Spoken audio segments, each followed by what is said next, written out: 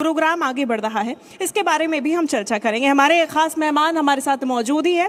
मैं एक बार फिर से आप सभी का स्वागत करती हूँ। आर एस भट्ट जी हमारे साथ मौजूद है डीटीपी से, विकास खंडेलवाल जी हमारे साथ डॉक्टर जीन से, और हमारे साथ साथ में ललित जी भी मौजूद है आरोग्य इंडिया से। बहुत स्वागत सर आप सभी का।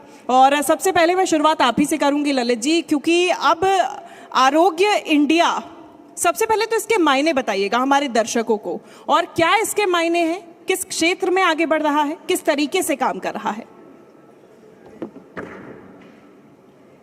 देखिए, आरोग्य इंडिया जैसा ही नाम है, ये एक प्राकृतिक नाम है, और इस नाम को लिखना ही अपने आप में ऐसा फील होता है जैसे हम प्रकृति के साथ खड़े हुए हैं।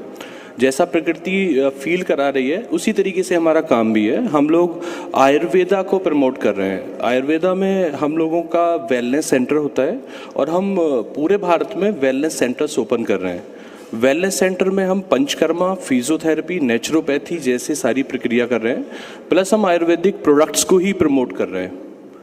तो हमारा जो विज़न और मिशन है वो आयुर्वेद को प्रमोट करना है, और आयुर्वेद के साथ साथ लोगों को एलोपैथ की दवाइयों से राहत दिलाना, और जो दवाइयाँ खाने के बाद कुछ रिएक्शंस आते हैं उनसे लोगों को अवेयरनेस कराना। तो जो अपनी मुहिम है वो ये मुहिम है कि जहाँ पे हम लोगों की जो स्वास्थ्य है उसको योगा के साथ कनेक्ट करने की कोशिश है, क्योंकि योगा है जो हमारे पुराने आयुर्वेद के रहे हैं, जितने भी वैद्य रहे हैं या ऋषि मुनि रहे हैं, उनका सबसे बड़ा लॉजिक क्या था, वो योग भी करते थे, यज्ञ थेरेपी भी करते थे। यज्ञ थेरेपी और योगा जब दोनों साथ आती हैं तो उसके बाद जो बीमारियां होती हैं वो दूर चली जाती हैं। तो हमारा जो सबसे बड़ा कंसेप्ट है वो यही है कि हम योग और यज्ञ थेरेपी के थ्रू जो पंचकर्मा का प्रोसेस है उसको पूरा करा रहे हैं। तो हमारा जो सबसे बड़ा मोटिव है कि पूरे भारत में अभी तक हमारे बहुत सेंटर खुल भी चुके हैं, और आने वाले टाइम में हम सेंटर्स ओपन भी कर रहे हैं। और हमारी जो आयुर्वेदिक मेडिसिन्स हैं वो बहुत सारी ऐसी मेडिसिन्स हैं जो बहुत प्रॉपर जो डिजीज़ हैं, जैसे वेट लॉस हो गया, शुगर हो गया, या जॉइंट्स पेन हो गया। अगर मैं बात करूं पाइल्स जैसी गंभीर समस्याओं को हम लोग निजात दे रहे हैं। पाइल्स में सबसे बड़ी बात होती है कि ना तो कोई अपने आप से किसी को कुछ बता सकता है, और अगर बताने की कोशिश करता है तो हेजिटेट करता है। लेकिन हमारी जो मेडिसिन है उसमें ऐसा कुछ है ही नहीं। अगर वो एक छोटा सा पॉइंट डिस्कस भी करते हैं तो हमारी अंडरस्टैंडिंग क्लियर होती है, क्योंकि आयुर्वेद है, और वो हमने भी कुछ ऐसा यूनिकनेस नहीं बनाया है। जो आपके और हमारे किचन के अंदर जो भी चीज़ें हैं उन्हीं चीज़ों से फॉर्मुलेटेड है, और जो चीज़ें अपनी ही किचन से फॉर्मुलेटेड होती हैं उनके लिए हमें किसी चीज़ की बहुत ज़्यादा पैरामीटर्स की ज़रूरत नहीं है कि ऐसे खाना, ऐसे नहीं खाना। कुछ ऐसी चीज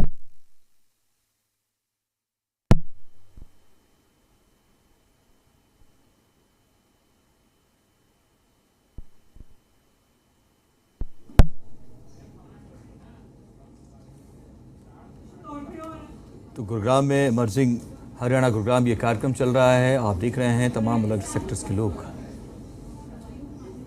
कर रहे हैं अपनी किचन से ही निकलने वाली आयुर्वेदिक दवाइयों का आप जिक्र कर रहे हैं ललित मोहन शर्मा जी।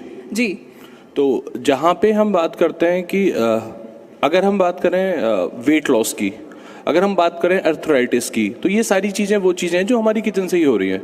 वेट लॉस में कुछ भी अगर फीमेल या मेल अगर अपने आप में फोकस करें तो थोड़ा सा योगा पे फोकस करें, थोड़ा सा डाइट पे फोकस करें, और अगर योगा डाइट ठीक हो जाती है तो अपनी ही किचन से कुछ ऐसे मॉलिक्यूल हैं, जैसे आपने जीरा सुना होगा, आपने मेथी का भी सुना होगा, हमारी किचन के अंदर होती है। अगर हम बात करें सौंफ का भी होता है हमारे किचन में, जीरा है, सौंफ है। इस तरीके की 3-4 चीज़ें मॉलिक्यूल हैं जिनको हम अगर पाउडर फॉर्म में बनाएं या हम उन्हें गर्म पानी में डाल के पिएं तो हमारा वेट ऑटोमेटिकली लॉस होना शुरू हो जाता है। अब जी आर एस भट्ट साहब, आपसे सवाल, स्वास्थ्य की बात चल रही है, आप शहर को स्वस्थ करने के लिए निकले हैं, क्योंकि तमाम ऐसी समस्याएं हैं जो लोगों के लिए एक बीमारी बनी हुई हैं। तो कितना स्वस्थ हो रहा है अब शहर?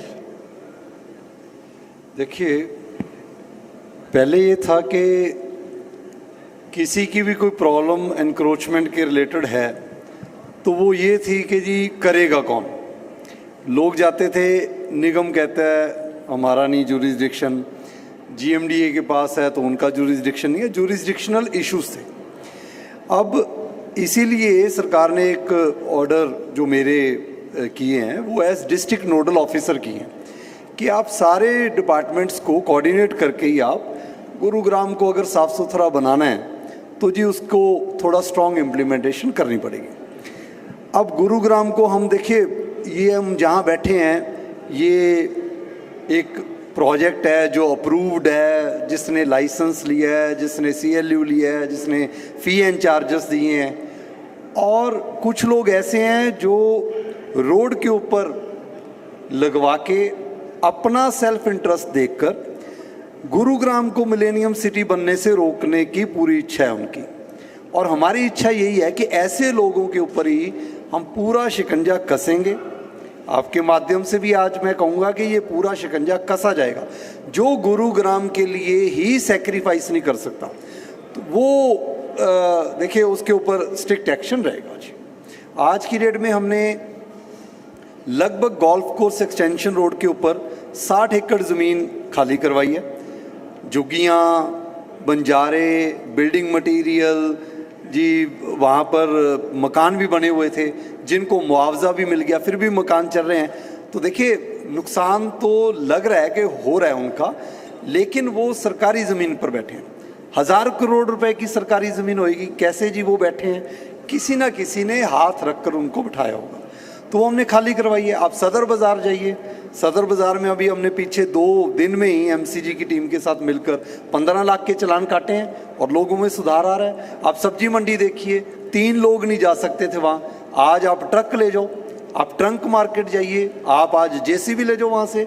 तो देखिए जब कोई ये कहता है कि जी मुझे तो 10 साल हो गए जी, 20 साल हो गए, हम तो ऐसे ही थे जी, तो देखिए जी जो 10-20 साल हो गया नहीं हुआ वो अलग बात है। जब हम स्ट्रॉन्ग एक्शन लेंगे तो लोगों को सुधार लाना पड़ेगा, लेकिन डायरेक्ट एक्शन हम कभी नहीं लेते। पहले समझाएंगे, चाहे 2 घंटे समझाएं, चाहे 2 दिन समझाएं, चाहे 10 दिन समझाएं, वो हम समझा के ही काम करेंगे। और शहर को अगर मिलेनियम सिटी बनाना है तो देखिए जी किताबों में तो मिलेनियम सिटी जितनी बार मर्जी बोल लो, आप ग्राउंड पर जाओ और देखो कि मिलेनियम सिटी कैसे बनेगा। आपका योगदान भी उतना ही होना चाहिए जितना RS बाट का है। हर किसी का उतना ही योगदान होना चाहिए, वो अपने प्रति रखे जी। बिल्कुल। और मिलेनियम सिटी की जब हम बात करते हैं तो ग्राउंड जीरो से वो काम शुरू होता है, और भाट साहब वो ग्राउंड जीरो से काम आपके माध्यम से हमको देखने को मिलता है। लेकिन मिलेनियम सिटी में जब हम बात करते हैं तो बात उन व्यापारियों की भी होती है जो इस देश का, इस शहर का नाम सिर्फ कोने कोने तक पहुंचाने का काम नहीं कर रहे हैं, बल्कि विदेशों में भी अपने प्रोडक्ट्स, अपने नाम, भारत देश का नाम पहुंचाने का काम कर रहे हैं। विकास जी यहाँ पे हमारे साथ में मौजूद हैं और MD हैं आप डॉटेड जीन्स के। तो ये जो ब्रांड आपके द्वारा शुरू किया गया है, सबसे पहले तो इस जर्नी के बारे में बताइएगा, और कैसे भारत के कंपनीज, भारत के ब्रांड्स विदेशों में नाम कमा सकते हैं, क्या चैलेंजेस होते हैं और कितना प्रोत्साहन मिलता है, सरकार की तरफ से क्या योजनाएं हैं, क्या योजनाएं बनाई जा सकती हैं, इसके बारे में भी विस्तार से बताइएगा। पहले तो सभी भाइयों को राम राम। मैंने ये जो शुरू किया था 1997 से स्टार्ट किया था अपने प्रोडक्ट को, और आज मुझे लगभग 28 साल हो गए इस फील्ड के अंदर। मैं सबसे पहले तो सरकार से ये कहूँगा कि एक तो क्या है कि जो हमारी इंडस्ट्री है ना, इसमें फंडिंग की बहुत आवश्यकता पड़ती है। आज हम किसी भी बैंक के पास जाते हैं तो वो हमारे को प्रोत्साहन नहीं मिलता जो प्रोत्साहन मिलना चाहिए था। तो एक तो सरकार का मैं इस तरफ ध्यान दिलाऊंगा कि हम सभी, कोई भी इंडस्ट्री हो, चाहे वो गारमेंट्स की इंडस्ट्री हो, रियल एस्टेट की इंडस्ट्री हो, सबको फंडिंग की ज़रूरत पड़ती है। तो उसमें सरकार का बहुत बड़ा योगदान होना चाहिए। जबकि मैं MSME में रजिस्टर्ड हूँ, उसके बाद भी मुझे बहुत कुछ चीज़ें फेस करनी पड़ती है। मेरे को ही बैंकों के पास जाना पड़ता है, बैंक हमारे पास नहीं आते हैं, जबकि मेरा सिविल स्कोर भी 800 प्लस है। उसके बाद भी मैं आपको बात बता रहा हूँ। और सबसे बड़ी बात क्या है, मैंने ना चाइना 2004 से स्टार्ट किया था जाना। तो चाइना जब मैं जाता था 2008 तक, तो मैं सोचता था मैं एक्सपोर्ट करूँ चाइना का। लेकिन उसके बाद हमारी मेहनत कह लो या हमारी इंडस्ट्रियों की मेहनत कह लो कि आज हम इतने सक्षम हो गए कि हम चाइना को एक्सपोर्ट कर सकते हैं और चाइना वालों से हम बीट कर सकते हैं, क्योंकि हमें क्वालिटी के अपने बारे में पता है कि हमारी क्वालिटी कैसी है, हम किस क्वालिटी को जानते हैं। और रही बात कि आज जब कोरोना के बाद से पूरे वर्ल्ड का फोकस वो इंडिया पे है। मेरा माल कतर, श्रीलंका, दुबई, यहाँ सब जगह जाता है। तो वहाँ के कस्टमर खुद अपने मुंह से बोलते हैं कि विकास जी हमारा चाइना से एक्सपोर्ट है ना 10% हो गया, 90% एक्सपोर्ट वो आपके ब्रांड का, आपके इंडिया का वो हो गया है। क्योंकि लोगों को विश्वास है कि इंडियन आदमी है ना, मारेगा तो छाँव में ले आके मारेगा, धूप में नहीं मारेगा। सबसे बड़ी खासियत ये है। तो मेरे को बड़ी खुशी है, लेकिन हमारी इंडस्ट्री भी बहुत प्रोग्रेस कर गई है। अपीरियल्स तो जितना इन्होंने प्रोग्रेस किया है ऑल ओवर इंडिया ने, और वैसे भी आजकल जो यूएसए का, चाइना का टैरिफ का लेकर चल रहा है, उसमें सबसे ज़्यादा बेनिफिट जो मिला है वो इंडिया को मिला है। जिस दिन टैरिफ लगाया उसी दिन शेयर मार्केट में अपीरियल्स के जितने भी शेयर थे वो कोई 15%, कोई 20%, कोई 25% अप हो गया था। क्योंकि सभी लोगों को पता था भैया इन दोनों की लड़ाई में सबसे ज़्यादा बेनिफिट वो इंडिया ही उठाएगा। Thank you madam. Lalit ji, आपके जो सबसे बड़ी चीज़ है कि कंपनी लगातार जिस तरह से प्रोडक्ट सेल कर रही है, तो क्या वो ऑनलाइन स्थिति में भी हैं, ऑनलाइन हैं वो प्रोडक्ट्स, और किस तरह से लोग वहाँ तक पहुँच सकते हैं? देखिए, आरोग्य इंडिया का जो प्लेटफॉर्म है वो ऑनलाइन भी है और ऑफलाइन भी है। हम लोग डॉक्टर्स को भी सपोर्ट कर रहे हैं, डॉक्टर्स भी हमारी मेडिसिन पे वर्कआउट करते हैं, और हम फ्लिपकार्ट, अमेजोन और मीशो जैसे प्लेटफॉर्म पे भी हैं, और एक अच्छा खासा नंबर हम सुबह से शाम तक में वर्कआउट करते हैं। सबसे बड़ी बात है कि हम कुछ ऐसे प्लेटफॉर्म है जैसे ब्लिंकिट जैसे प्लेटफॉर्म है जिस पे ब्लिंकिट पे आना बहुत मुश्किल है आज की डेट में। तो आज की डेट में हम ब्लिंकिट पे भी शिलाजीत जैसे प्रोडक्ट्स से वर्कआउट कर रहे हैं, और एक अच्छा बूम भी है हमारे लिए। बिल्कुल भट्ट साहब, दो उद्योगपति हैं, और सबसे महत्वपूर्ण ये हो जाता है कि उद्योग के लिए एक ऐसा बेहतर शहर हो जहां वो निवेश कर सके। तो जो आप लगातार कार्रवाई कर रहे हैं, क्या लगता है कि इससे और बेहतर गुरुग्राम बन पाएगा और उद्योग के लिए बेहतर स्थिति बन पाएगी? देखिए जी, मेरे ख्याल से अगर गुरुग्राम में चाहे वो उद्योगपति है, चाहे कोई रेजिडेंट है, उसके लिए सबसे इम्पॉर्टेंट है कि उसकी जो अप्रोच रोड्स हैं, जो सर्कुलेशन सिस्टम है, वो लाइफलाइन है शहर के लिए, वो साफ़ सुथरी दिखनी बहुत ज़रूरी है। दूसरा, उसके साथ जो ग्रीन बेल्ट्स हैं वो भी खाली हो, ग्रीन डेवलप हो। तो मेरा ख्याल हर किसी का, अब आप ये समझें कि अगर सदर बाज़ार हमने खाली कराया तो किसी का बिजनेस डाउन नहीं गया, अप हुआ है। पब्लिक ज़्यादा जाना पसंद करेगी, हमारी जो माताएं हैं, बहनें हैं, वो ज़्यादा शॉपिंग करना पसंद करेंगे। देखिए, अगर आपकी व्यवस्था अच्छी है तो हर किसी को उसमें बेनिफिट ही है, लेकिन ये व्यवस्था को ठीक करने में डेफिनेटली कुछ समय लगेगा। मेरा एज टीम जो लीडर है, वो टारगेट ये है कि अगले 6 महीने में आपको मैं 15 एग्जाम्पल गुरुग्राम में दे पाऊँ। आज मैं आपके जो चैनल पर यहाँ बैठा हूँ, अगर मेरे पास एग्जाम्पल नहीं होंगे तो हमारी टीम की इम्प्लीमेंटेशन ज़ीरो है, क्योंकि मैंने जो काम करना है, जो टीम ने करना है, वो मौके पर दिखना चाहिए। तो मेरा ख्याल हर किसी के लाइसेंस एरियाज़ हैं या इंडस्ट्रियल एसोसिएशन हैं, उनकी सारी कंप्लेंट्स आती रहती हैं। अभी आप देखिए 44 सेक्टर है, इंस्टीट्यूशनल जोन है, वहाँ पॉलिसी बाज़ार की भी 4 बिल्डिंग्स हैं, वहाँ हर किसी की आईटी सेक्टर के, मेरा ख्याल वहाँ पर 1 लाख 2 लाख जो है फुटफॉल होगी। और उस सेक्टर का आप हाल देखें, ट्रैफिक सिस्टम बिल्कुल जाम, एनक्रोचमेंट बहुत सारी। अभी 2-3 घंटे हमने कल लगाए हैं, आप देखना अगले 1 महीने में सेक्टर 44 का traffic management system comprehensive effort से, ट्रैफिक पुलिस की मदद के साथ, एनजीओ के साथ, और जो लोग वहाँ रह रहे हैं उनके साथ मिलकर हम बना रहे हैं। वेंडिंग जोन है वो अलग होएगा, तो मतलब एक सिस्टमेटिक तरीके से बनाएंगे। अगर वो अच्छा होगा तो देखिए जी, अच्छा ही रहेगा। कई उद्योगपति मेरे पास ये भी आते हैं कि जी इतनी एनक्रोचमेंट है हमारी, तो जो एमएनसी कंपनीज आती हैं वो आना बंद हो गया कि जी आपके पास तो पहुंचने के लिए इतनी दिक्कत है, तो हम यहाँ नहीं इन्वेस्ट करेंगे। देखिए, हरियाणा को अगर नंबर 1 बनाना है तो गुरुग्राम हरियाणा की आंख भी है, कान भी है, सब कुछ है। This is image of Gurugram.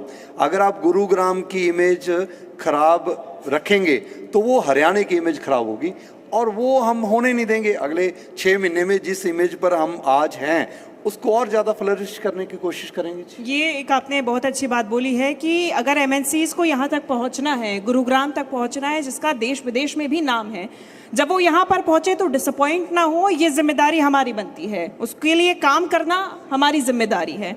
इसी से जुड़ा सवाल मेरा विकास जी आपसे रहेगा, चूंकि आप चाइना से इंपोर्ट करते हैं, आपने बताया, तो किस प्रकार की परेशानियों का सामना करना पड़ता है इंपोर्टर्स से, इन्वेस्टर्स से? आप साथ ही साथ में आप एक्सपोर्ट करने का भी सोच रहे हैं, तो किन परेशानियों का सामना आपको करना पड़ता है? क्या रूट मैप अपनाया जा सकता है? एक्चुअली कि मैं मैडम ऑलरेडी एक्सपोर्ट करता हूँ, तो मैंने एक चीज़ देखी है कि जो भी हमारे को लाइसेंस लेने होते हैं, तो हर देश का लाइसेंस के लिए अलग अलग तरीके हैं। तो गवर्नमेंट को ना एक जैसे पॉलिसी बनानी चाहिए। अगर मेरे को कतर माल बेचना है तो उसके लिए मुझे अलग लाइसेंस लेना पड़ेगा, यूएस एक्सपोर्ट करना है तो उसके लिए अलग लाइसेंस लेना पड़ेगा। तो उसके लिए भी हमारे को बहुत दिक्कतें होती हैं, क्योंकि आइडिया वो कस्टमर ही हमारे को देता है कि आपको ये लाइसेंस की ज़रूरत है, आपको ये लाइसेंस की ज़रूरत है। और जब हम जाते हैं इंस्टीट्यूट्स में लाइसेंस लेने के लिए, तो बहुत सी हमारे को दिक्कतें आती हैं, लेकिन वो हम सॉल्व कर लेते हैं। ये इतनी भी नहीं है कि इतनी भी दिक्कत नहीं है। और मैडम एक चीज़ और मैं कहूँगा, जो आपने सर से बोला, मैं जैसे आउट ऑफ इंडिया चाइना जाता हूँ, तो वहाँ 10 किलोमीटर के अंदर ही ना पूरे रेडिएशन में आपको अपनी सब चीज़ें मिल जाएंगी। जैसे मैं जीन्स बनाता हूँ तो मुझे फैब्रिक, वॉशिंग, सिलाई, वो केवल पूरे 10 किलोमीटर में ही वो पूरा सराउंडिंग में मेरा काम हो जाता है। और यहाँ इंडिया में मेरे को माल बनाना पड़ता है टोनी का सिटी, वॉशिंग के लिए भेजना पड़ता है बड़ी, जो 60 किलोमीटर है। तो मुझे जो एक दिन में मेरा 2 दिन में माल बनकर आना चाहिए, वो 1 वीक लग जाता है। उसको भी अब हमारे पास का प्रेशर होता है कि आपको टाइमली माल देना है। तो उसका भी मैं RS भट्ट साहब से एक चीज़ कहूँगा कि वो गवर्नमेंट के साथ बैठे, कोई ऐसे एक ही जोन में सब चीज़ें हों, कि वॉशिंग प्लांट भी वहीं पे लगे, मैन्युफैक्चरिंग मतलब सिलाई भी वहीं पे हो, सब चीज़ें वहीं पे हो। क्योंकि ये चीज़ें मैंने देखा है चाइना में सबसे बड़ा प्लस पॉइंट जो उनकी जीत है वो इसी चीज़ की है कि टाइम कंजम्पशन बहुत कम है। अगर उन्होंने 3 दिन बोल दिया तो 2 दिन पहले ही फ़ोन आया था कि आपका माल रेडी है। तो ये सबसे ज़्यादा खुशी होती है। जो हमारे इंडिया में भी लाख गुना सुधार है, 2010 के बाद से जितना सुधार इंडिया में हुआ है मेरे ख्याल से कोई नहीं हुआ। 90s के बाद रियल एस्टेट वालों के मज़े आए हैं, उसके बाद 2010 के बाद कपड़े वालों के मज़े आए हैं। ये इस चीज़ का मैं मान सकता हूँ। यानी कि ईज ऑफ डूइंग तब आ पाएगा जब ईज ऑफ एक्सेस होगा, यानी कि चीज़ें आपके आसपास उपलब्ध रहेंगी, तब जाके वो चीज़ें आपको करने में और ज़्यादा आसानी होगी। एक छोटा सी रिएक्शन मैं इस पे भाट साहब आपका चाहूँगी कि क्या उसके लिए किया जा सकता है ईज ऑफ एक्सेस बढ़ाने के लिए? चूँकि गुरुग्राम एक ऐसा शहर है जहाँ पे स्कोप की कमी नहीं है, लेकिन अगर इस प्रकार से एक्सेस की कमी है तो उससे निश्चित तौर पे डेवलपमेंट में एक हिंड्रेंस आता है, यानी कि विकास में एक गतिरोधक आता है। उससे निपटने के लिए क्या किया जा सकता है? देखिए, अगर हम ये कहें कि ये सारा फॉर्मल सेक्टर है, इनफॉर्मल सेक्टर में आपकी रेहड़ियाँ, आपके जो छोटे मोटे रोज़गार लोग चलाते हैं, वो हमारा इंडियन कल्चर है। जब आप फॉर्मल और इनफॉर्मल सेक्टर को बैलेंस करके चलेंगे और अच्छी प्लानिंग करके चलेंगे तो ही सिस्टम बन पाएगा। अगर हम सारा कुछ ही कहेंगे कि इनफॉर्मल सेक्टर बिल्कुल हट जाना चाहिए ताकि फॉर्मल सेक्टर ठीक रहे, पॉसिबल नहीं है। फॉर्मल सेक्टर के ऊपर कार्रवाई करेंगे, इनफॉर्मल सेक्टर नहीं होगा तो वो बैलेंस नहीं क्रिएट हो पाएगा। जैसे इन्होंने कहा कि ईज़ ऑफ डूइंग बिजनेस के पॉइंट ऑफ व्यू से कि हर चीज़ वहीं अवेलेबिलिटी होनी चाहिए। अभी हरियाणा गवर्नमेंट ने, आपने सुना होगा, ग्लोबल सिटी का इनिशिएटिव लिया है। ग्लोबल सिटी लगभग 1500 एकड़ मेरा ख्याल उसका एरिया है, जिसमें सिर्फ इंडस्ट्रियल इंस्टीट्यूशनल ही नहीं, उसका रेजिडेंशियल, उसका commercial, A to Z facilities, हर तरह का लैंड यूज़ उसमें हमने अलाउ किया है। तो उसकी ग्लोबल FAR भी दी ताकि सारी फैसिलिटीज़ उसमें आ पाएँ। तो ऐसे इनिशिएटिव्स भी हम ले रहे हैं। प्लस जैसे मार्केट्स हैं उसको भी डेवलपमेंट पॉइंट ऑफ व्यू से देख रहे हैं। मतलब कोई इंडिविजुअल वर्क प्लेस रिलेशनशिप जो होना चाहिए वो हम बनाने की कोशिश कर रहे हैं, जिसके लिए हम regularly on an average her day हमारी विजिट है या ड्राइव्स हैं। ललित जी, जिस तरह से आप लगातार लोगों को स्वास्थ्य के लिए जागरूक करते हैं, दवाइयाँ देते हैं, तो इस सबसे महत्वपूर्ण ये हो जाता है कि सबसे बड़ा प्रोडक्ट कौन सा है जो आज मार्केट में सबसे ज़्यादा सेल हो रहा है? देखिए, हम लोग आयुर्वेदा से हैं और हर्बल पे काम करते हैं, तो ये कहना तो बहुत मुश्किल है कि कौन सा प्रीमियम प्रोडक्ट है मेरा, क्योंकि सारे प्रोडक्ट प्रीमियम है और वो सभी एक बेनिफिट दे रहे हैं। और सबसे बड़ी बात है कि वो मार्केट के अंदर जो डिजीज़ हैं उन पे कंट्रोल कर रहे हैं, यानी कि उनके लिए डॉट के रूप में काम कर रहे हैं। उन सब की जो परेशानी है उनका एंटीडॉट की तरीके से हम काम कर रहे हैं। लेकिन अगर मैं बात करूं, देखिए हर कंपनी के अंदर कुछ ना कुछ सबसे सुपीरियर सेल के प्रोडक्ट्स होते हैं। तो अगर मैं बात करूं फैट लॉस की, तो वो बहुत अच्छे प्रोडक्ट है, जिसमें मेरा प्रोडक्ट है फिट शिफा, एक बहुत ब्रांडेड आज की डेट में वर्कआउट कर रहा है। दूसरा अगर मैं बात करूं पाइल्स की, पाइल्स एक ऐसी चीज़ है जिसमें कुछ बोलना, कुछ शर्माना, उस तरीके की चीज़ों में चलता है। तो वहाँ पे हम 3A पाइल्स के नाम से हमारे एक प्रोडक्ट है, वो बहुत अच्छा काम कर रहा है। और अगर मैं बात करता हूँ कि स्ट्रेस चल रहा है लाइफ में, बहुत सारे कुछ ऐसी चीज़ें हैं, तो वहाँ पे हम पंचकर्म के लिए रिकमेंडेशन देते हैं। शुगर है, शुगर के लिए भी हमारे पास ऑप्शन है करेला जामुन। तो करेला जामुन तो लोग चाहें तो हमसे लें या अपने आप से भी प्रिपरेशन कर सकते हैं। आपको पता है गुड़मार, मेथी और करेला, नीम, ये चीज़ें फॉर्मुलेट करके घर पे रखें, जामुन का पाउडर बनाएं। अगर आप वो यूज़ करते हैं तो उससे अच्छा तो कुछ है ही नहीं। तो वही चीज़ें हम लोग भी फॉर्मुलेट करने की कोशिश करते हैं, क्योंकि हर एक बिजी लाइफ में ये घर पे बनाना बड़ा मुश्किल हो जा रहा है। तो जो मुश्किल है उसको आसान करने के लिए हम लोग बैठे हुए हैं। तो हम लोग वही कोशिश कर रहे हैं कि लोगों को आयुर्वेद से जोड़ें, आयुर्वेद की मुहिम चलाएं। योगा डे आने वाला है अभी जून महीने में, हम लोग योगा डे पे मूव ऑन कर रहे हैं। हो सकता है हम 1.5 लाख से ज़्यादा लोगों को अप्रोच कर रहे हैं कि वो आएँ, इस मुहिम में हमारे साथ जुड़ें। उन्हें आयुर्वेद तक कैसे जोड़ा जाए, योगा में लोगों को कैसे अप्रोच किया जाए। इवन हम लोग free of cost online yoga classes भी दे रहे हैं, जिसका कोई टाइम नहीं है। वो जब चाहें, जिस टाइम चाहें, वो हमसे कनेक्ट करें, हम उनकी क्लासेस को अपॉइंट कर सकते हैं। जी बिल्कुल। भट्ट साहब, आपसे अंतिम सवाल, किस तरह से अब गुरुग्राम में कुछ नया होने वाला है, क्योंकि यहाँ से जाने के बाद या कल? देखिए जी, नया तो हम लोग मेरे को कहते हैं कि जी गुरुग्राम को इंदौर बना दो, दुबई बना दो।